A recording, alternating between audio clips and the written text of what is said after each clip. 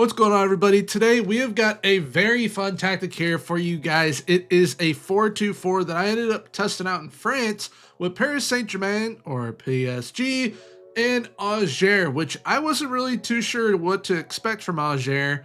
And being that I tested them at the same time, I was really impressed by what they ended up doing. Now, if you guys wish to download today's tactic, I will be linking my Discord down below in the description. That's where you can download the tactic from, within the download section of the Discord. But now, without further ado, let's go ahead and get into today's video. All right, so I'm going to be showing you guys two different tests. One might just end up being an image of where Auxerre finished in the other one. But as we can see right here in this test, PSG, of course, won the league. They won it on 82 points. But Auxerre ended up finishing in fourth. Auxerre is supposed to be a relegation threatened side. They were consistently finishing within European places. The lowest they finished was 6 during my testing, and PSG ended up winning every single trophy that they could this time around. And when you look at the numbers, yes, it's not scoring like 100, 200, 300 goals in a season with PSG, but I mean, it is very realistic, it's very fun, and it allows a club like Auxerre to drastically overperform. As we can see right here, Auxerre scored the 3rd highest goal total within Ligue 1. Now, one area that's going to be pretty key within this system, even though it's a 4-2-4, those wingbacks are going to be very, very good. Achraf Hakimi had an absolutely unbelievable season during this test. He ended up having 3 goals and 23 assists in 46 games. Now, yes, the African nations and the World Cup qualifying, I think, does contribute into that.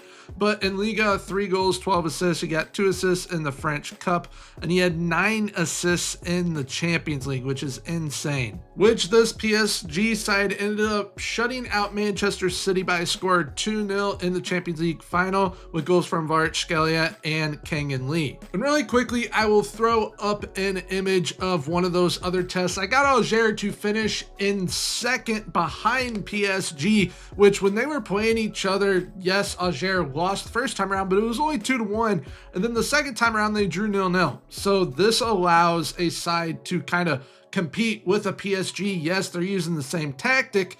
However, a side like Auxerre should definitely be getting consistently outclassed by PSG, and this tactic offensively and defensively gave them a fighting chance to at least get a point. And speaking of that tactic, we're now here with the tactic. It is my 4-2-4 Grogu. We've got a 4-2-4 in possession and a 4-4-2, or the 4-2-2 out of possession. I'll go ahead, go over the roles of both really quickly, and then we'll go into the instructions, not only for the player instructions, but as well as the team instructions. So in possession, we had the channel forward with a false 9. The false 9, I really wanted to implement in this system because I feel like the channel forward and false 9, very good combo, and it proved to most definitely be one. You have 2 inside forwards, a deep line playmaker, with a defensive midfielder. Then you got 2 wingbacks, 2 ball-playing center backs, and a goalkeeper back there for in possession. Then without a possession, we have a channel forward with an outlet center forward, Dembele, that false 9 being that outlet center forward. Then we have 2 wide midfielders, 2 defensive midfielders, 2 fullbacks, 2 center backs, and a goalkeeper. When it comes to the player instructions for in possession, this is on the channel forward. We've got move into channels, obviously. Then we have dribble more and shoot less often. On the false 9, we also have move into channels, dribble more, and shoot less often. Roam from position is locked to the role. Both inside forwards have dribble more, forward runs on, which is locked, shoot less often, and take more risks when passing. The deep line playmaker, all that's added to them is the dribbling frequency, which is dribble more. The defensive midfielder was left as is. Both wingbacks have stay wider, dribble more, crosses aimed at center, and they cross from the byline. Both ball playing center backs have dribble more, and that goalkeeper, just like the defensive midfielder, is left unchanged. When it comes to out of possession, every single player except the goalkeeper has trigger press more often,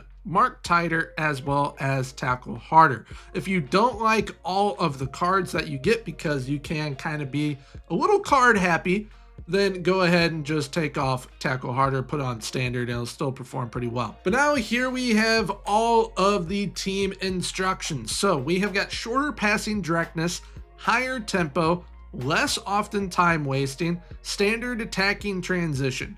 We have narrower attacking width. We keep the ball in place, so we're not playing for set pieces. We're not those set piece merchants. We got build up strategy. We're going to play through the press. Short goal kicks, looking for the center backs. With supporting runs, once again, we're going to have to go in and click on both flanks for the overlap. We then have overall balanced dribbling, balanced progress through, pass reception also left on balance. Patience is work the ball into the box. We discourage shots from distance, and we have low crosses for crossing style. When it comes to out of possession, we have got a high press and a higher defensive line, more often trigger press and a counter press and defensive transition. With standard tackling, balanced cross engagement, balanced pressing trap, and we have for short goalkeeper distribution, we have that ticked on to yes. So in possession, this is how we start in the build up. This is how we look once we are in the progression phase.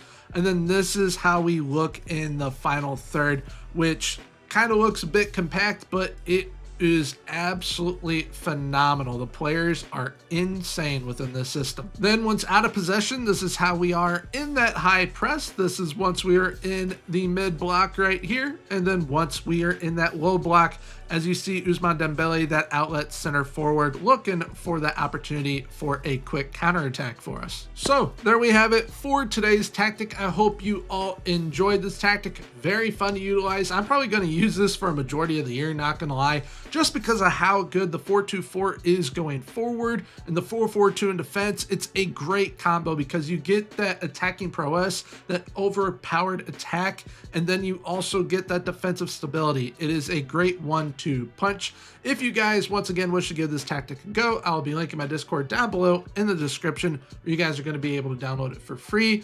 If you guys did enjoy today's video, please feel free to leave a like, comment, and subscribe. Subscribing is 100% free, so why not hit that sub button.